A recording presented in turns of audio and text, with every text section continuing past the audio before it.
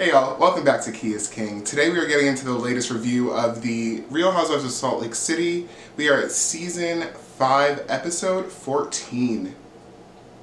Which is wild, and if you can't tell, we are on the eve of my favorite holiday.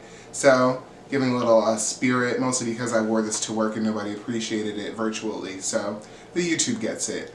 But we are opening this episode, Day 2 of Mexico, and we eat every time these girls come around, right? We're never left hungry. And we're getting right into it. Bronwyn is on the phone getting her glam done and complaining to Todd because that's become her most, primary quality, is complaining. And usually to Todd. I've said it before, I'm sure I've referenced her this way, but what a fall from grace I feel like I'm experiencing. Like, Bronwyn really had all of the hype, the potential, and crashed herself out. Like, nobody's to blame but Bronwyn. And me and my lovely crystal ball, we were right. And we're gonna get into why we were right, but I see her coming from like 8 miles away now. And I almost feel shame that I didn't see it to begin with, but I digress. Because we only start with her complaining on the phone. She's not even really the main opener. And as stated, she wasn't even the main, she was the appetizer for the opener because we move on to not Meredith, got Meredith on the brain. Whitney, Angie, and Heather. None of those things sound like Meredith, so don't know what I was doing. But they are doing water aerobics because according to Whitney, her husband wakes up on vacations that they go on and makes everybody do water aerobics, which is elderly as fuck of him. But she's trying to say that Angie and Heather are the oldest ones there, or two of the village elders of the group, and that they should be doing some water aerobics too. Which I guess she didn't consider the fact that neither of those bitches have rhythm. So they are in the water flailing around trying to get it together. But Angie's always just so charming and funny to me, so she gets away with a lot. Not really, because I would literally call her on her shit too, but Angie just makes it, she's the comedic relief to me in a lot of these situations, but they're in the pool with no rhythm, flopping around, and they quickly move on to talk about Bronwyn. And this is why we open with her being on the phone with Todd, because Heather is leading the charge on the gossip about Bronwyn. She's like, something just does not seem right.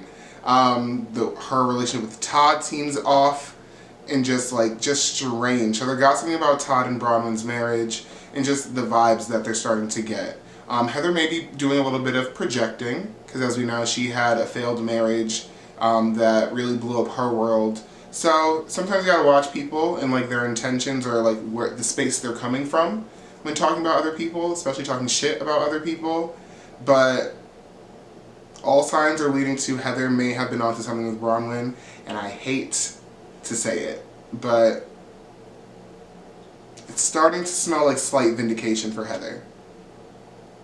And as Karen famously said about the fallen star, Robin Dixon, she don't get a lot of moments, so give her this moment, I guess. So after that lovely interaction, we move on to the main event of this day, which is a yacht day. Lisa, as we know, is trying to outdo Bronwyn in this trip. She said, bitch, you think you're rich, I can think I'm rich too. So Lisa's like, we're gonna get a yacht. And I'm pretty sure on past trips, Lisa always has a yacht. There's always a boat. I'm pretty sure she's always the reason for said boat. Which I'm not mad, because I did crew, and I love the fucking water, and I love a boat, and I will have a yacht one day. So, talk about crystal ball. Let's put that shit in there. I will have a yacht one day. You might have heard it here first, but I said that sentence, I'm sure, before today. They are on the yacht, and of course, Bronwyn at this point is just complaining about anything she can fucking look at. She just has complaints about everything. She wants to be in Lisa's, skin, it seems like, so badly. And everything is about how she's being left out, mistreated, misguided, misunderstood, and I'm tired of it. Because you're the big bad bitch, right? You're ready for everything, right? You married your grandpa. You got this. You have years of experience accumulated between the two of you. Why are you so complaining about everything? And mind you, I'm a fucking complainer. A part of my process is I need 5 minutes up front to complain, then I get over it. But what's going on? But at this point, I don't even remember what specifically at this moment she was complaining about, but it was enough for me to say she's just picking everything at this point. And we're over it, Bronwyn. Tighten it up. Meredith is on the Sprinter van, knocked the fuck out and groggy, probably from her little prescription salad that she had earlier. But they're like asking her, like, Meredith, are you okay? And Brittany, weird ass Brittany, here she come. Here she come. I'm telling, between her and Bronwyn, they don't know what the word loyalty means, like, at all. They're just free agents of mess.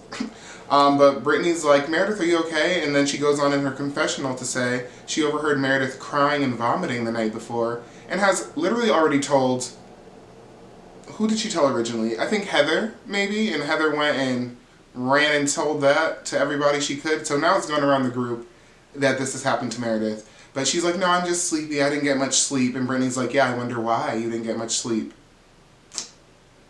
Oh, Mare, they're about to wake you up, girl.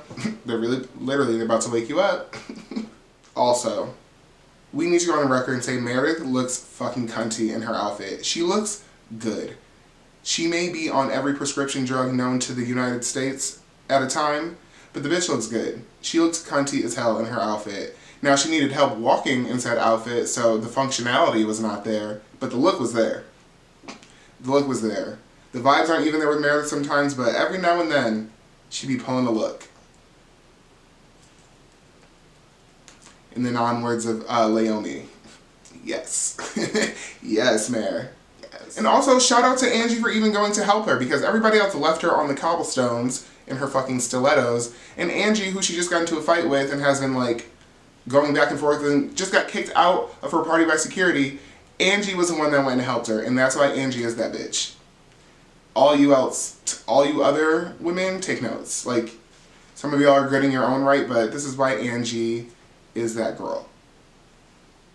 So we are now transitioning to the yacht, and it's beautiful. It looks great. They are engaging in the worst dance competition ever known to man. I don't want to shade everybody from Utah, but I think people from that state maybe should like think twice before trying to dance, especially on national TV. They should have skipped that part and saved themselves the embarrassment, because it was awful. It was really fucking awful. But they move on after their little dance competitions just to have a chat around. They're sitting and lounging around the boat. And so Lisa's talking about her son and how it's the year of Henry because like her oldest is away at, on his mission, telling the people of Columbia about the Lord. And her youngest is going into middle school, getting friends for the first time, kind of stepping into his own. So she's like, it's the year of Henry, and all the women are very responsive to this. Weird ass Brittany, of course. She turns it from the year of Henry to the year of Pick Me because she has to make it about herself and how nobody reacted or gave a fuck to her daughter spending the night with her. Girl, when do you get the point that we don't give a fuck about anything you're sharing? All your announcements flop. All of your fucking, like, weird-ass attempts to be relevant flop. You are a flopopotamus. Like, I don't get what she doesn't get. And, like, if you're playing dumb, we don't like that either. We don't like it. Every turn is a no with weird-ass Brittany. Just a no. So she's mad and calling everybody out for not giving a shit about her daughter spending the night after she chose some dick over her daughter to begin with. Okay. And so Angie calls her out, like, you are just always trying to make it about you. You're always trying to, like, ruin a moment. Like, at the end of the day, we know Lisa's son. Like, we have, like, reason to really be engaged in this story. Like, who are you? Like, for real, for real. And Bronwyn jumps in and clocks her, too. She's like, do you care more about having an announcement or do you care more about, like, your daughter? And, like, the fact that you saw your daughter. Like, which one is it? And Brittany, of course, calls her a bitch and all this stuff. But, like, true fucking tea. Do you give a fuck more about your relationship with your kid, or do you give a fuck that we, and I'm saying we because I'm now part of the extended audience and, I guess, relevant spectators of this shit, but, like, who do you want to care? Like, what is happening? Do you want a cookie? Do you think that's gonna, like, get you a spot in the group? Like, it's giving Pick Me, and she needs to, like, pick up a therapist's number or something. Like, she needs to do something different. She really needs to. Over her. Like I say all the time, I'd hate to know her in real life. I would hate to. So as Bronwyn is giving Brittany her lashings, she turns it on Lisa somehow. She turns it into Lisa not defending her or not like coming to...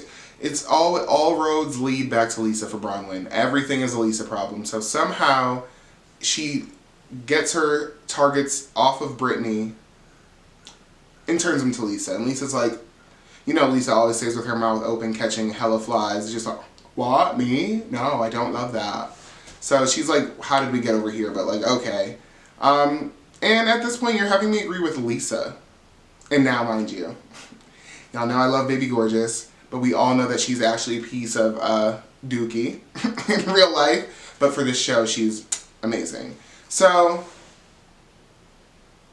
all things considered, you have me back on Lisa's side, and she's been like doing the most this season to me. So, that's how we know what side of the line this is on right now in this moment. So as Bronwyn is going off about Lisa not defending her against Brittany, she just starts to spiral. Like, she is literally spiraling into like Usher's confessions. She got herself so worked up that she became undone. Like, worked herself up to break herself down. My God, it was giving, okay, I know I work in like a human services field and have for a long time, but like the reality of things is when you look at people, you have to determine, is this mental illness or is this something else? And right now I'm on the line of Bronwyn is showing her symptoms of mental illness, or she's performing her ass off. Because as I've said many times in episodes past, she is using this opportunity in this show to either point out the flaws in her marriage that she cannot say herself, or does not have the like chutzpah to say herself, or she is setting herself up for a divorce. There's no in between at this point, I'm convinced, because she is spiraling. This has turned into her confessing that Todd cheated on her. Not only did Todd cheat on her, that her daughter discovered that he was cheating on her by looking over his shoulder at his text messages. Okay. Lisa immediately is like, oh, and like is just skeptical almost right away. Because clock that, Lisa. Clock it. And everybody else is like ready to fold and crumble and like cry with her. And Lisa is just like, I don't know. And I respect Lisa for that. Like I said, she might be a piece of crapola sometimes, and seemingly in real life, but sometimes the bitch is on. A lot of the time she's on. And that's why I'm a stan, usually. But, snaps for Lisa, because I was right there with her, just like, Lisa's confused, I'm confused, Bronwyn is just giving theatrics to me a little bit at this point. She said this whole incident happened a couple of years ago, like not even like 8 years ago, but like a couple years ago. It just... something is just giving me pause. But you know who believes it and who's just so ready for misery and to trauma bond? Heather fucking Ozempic gay. Like, just always so ready to be miserable or sad or recall a trauma. Like, so she's defensive of Bronwyn, and this is like her main op up until very recently. Which Heather gives fucking religious trauma pick me too. Ozempic, I want to know what it, for anybody, if anybody that's watching this video has taken Ozempic, please let me know if your brain has had negative effects, because Heather seemed to be rotting out of her skull at this point. But it was kind of rotting before that actually, so maybe it's not the Ozempic. Anyway, she's just talking about her own marriage and how she can relate and how it's this and like pretty much fuck Todd, like she's coming out swinging. Because you clearly want them to be divorced, because that would scratch some type of like miserable part of your brain. I'm starting to like get the vibe. It's kind of like what she had a bad thing, so I feel like she almost would enjoy and secretly love to others see people get divorced. Because people are like that. It's called the hater gene, and God bless y'all that have it. Truly, God bless y'all. Get better fucking soon or never. I don't really know. My final thought on this fucking yacht moment with Bronwyn is that it's giving strategic, and I think Lisa would agree with me. So we are finally getting off the yacht and away from the tears, and as they're walking to the van, Lisa and Angie are whispering, and Angie's like, I feel so bad, and Lisa's like, oh, did you, like, you believe that? And she's like, Todd's gonna be pissed when he sees this, and he is. He doesn't even want her, like, arguing on television, let alone telling people that he cheated on her a couple of years ago. At the, like, ripe age of 80 fucking 9. Like, girl. But I respect Lisa in this moment. I really do. I can't say it enough. But they get back to the villa, the houses, wherever they're staying, and Bronwyn's still complaining at the fact that she felt that both Lisa and Meredith did not believe her, because Meredith asked the question just like, do you have a role to play in this? Like, could it be something that you've done? And so Bronwyn gets back and she's like, mad that Lisa and Meredith are taking this stance and defending Todd and just kind of like not really willing to blindly just dive fucking headfirst like Heather did into her stupidity. And I shouldn't call it stupidity, but that's what the fuck I feel like right now. So she's so upset and she's just like, yeah, da da da da. Whitney and Angie and Heather. Well, I will leave Angie kind of out of this. Angie was there and like had a couple cents to add in, but it was really Whitney and Heather that were like, well, Lisa and Meredith can like identify with infidelity. Oh, really? Say more. But they're just like, yeah, so Bronwyn ends with like, yeah, they just don't believe me, and that's very clear. Okay. Not everybody has to believe you. And the fact that you're so angry makes it feel like it was performative and you're like mad that they didn't buy your performance. Safe to say you're not getting an Oscar. But just find it so interesting. Heather is a two-faced biatch, as we all know. But just the whole energy of them was just... But after all of that, a true highlight, Mary Cosby is in Mexico. She arrives finally, and I'm just, every time I see Mary on my screen, the emotions immediately go up in such a good way. I love me some Mary Cosby. Don't care. Always have, by the way. Always have. And so she's back in Mexico, or she's not back in Mexico. She arrives to Mexico after sending Robert Jr. off to rehab, which props to Robert Jr. for going to rehab, trying to get his shit together. I wishing him well to this very second of this very day. I hope he's doing good. I really do. But Mary's in Mexico, and I just love that Mary does whatever the fuck she wants to do. She does not answer to these women, and they just take it. Like, they asked her, the first group of people she runs into were like Meredith and probably Lisa and somebody else. Oh, maybe Brittany. I think that's who it was. And they're like, why didn't you come like yesterday? And she's like, yeah, I didn't really feel like it, but I'm here now. Like, in a roundabout way, that's what that interaction was like. And they were just like, okay. But Heather's happy to see Mary. Angie is so happy to see Mary. And they are, you know that meme, I think I referenced it before, they are real sisters. Like, I love them. Love them. And Mary just appreciates the fact that her and Angie know what's up in her life, but they don't have to talk about it. They just have the understanding, and they're there for each other. So, love it, love it, love it. And after Mary's arrival, they move on to dinner, which is where we end this episode. So we get to dinner, and everybody is like getting into their dinner outfits, which is mostly dresses and everything. And Whitney comes out looking like she's going to like a 90s themed like music video. To the point where she's like, did I miss the dress code? Like, was I not sent the invitation for like dinner? And Lisa's like, no, it's like wear whatever you want. And instead of taking accountability that she chose that outfit to wear for this moment, she's now just gonna shade the fuck out of the event and Lisa. That's apparently Whitney's response. And she does just that. She is going in on her confessionals about the whole thing. And it's like, okay, all right. You have a hard-on for Lisa, but like, you misstepped in this moment. Don't be mad at her, little girl. Like, don't do that. It's not really like hilling, Whitney. It's not hilling. You don't seem hilled. So everyone finally kind of maneuvers. So everyone kind of maneuvers over to the table. They find their spots and they're sitting down. And I'm not sure if it was Weird As Brittany. I think it was Weird As Brittany that started this conversation. And she's like, well, Meredith, you were crying and vomiting, or I heard you were crying and vomiting. Bronwyn confirms it if she was not the one that brought it up herself, and it's just like, yeah, it's gone around the group because like I was told about this in my hair and makeup today.